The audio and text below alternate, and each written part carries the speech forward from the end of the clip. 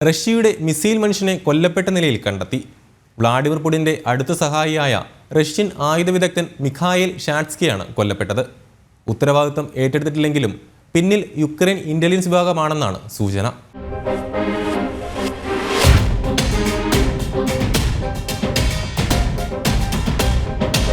മോസ്കോയിലെ വനമേഖലയിലാണ് റഷ്യൻ ആയുധ വിദഗ്ധനെ കൊല്ലപ്പെട്ട നിലയിൽ കണ്ടെത്തിയത്.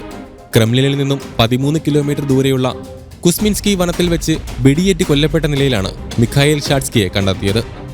യുക്രൈനെതിരായ യുദ്ധത്തിൽ റഷ്യ പ്രയോഗിക്കുന്ന നിർണായക മിസൈലുകൾ ഉൾപ്പെടെ വികസിപ്പിച്ച മാർസ് ഡിസൈനർ ബ്യൂറോ എന്ന കമ്പനിയുടെ ഡെപ്യൂട്ടി ഡിസൈനറും സോഫ്റ്റ്വെയർ വിഭാഗം മേധാവിയുമാണ് കൊല്ലപ്പെട്ട ഷാറ്റ്സ്കി.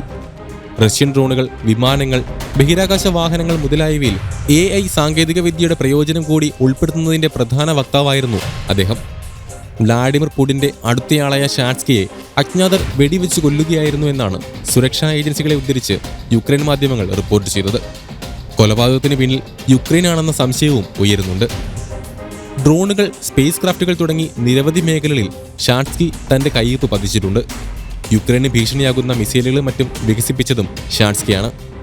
ഇതുകൊണ്ട് തന്നെയാണ് യുക്രൈൻ ഇന്റലിജൻസ് വിഭാഗം ഷാറ്റ്സ്കിയെ ലക്ഷ്യമിട്ടെന്ന സൂചനകൾ പുറത്തുവരുന്നത്.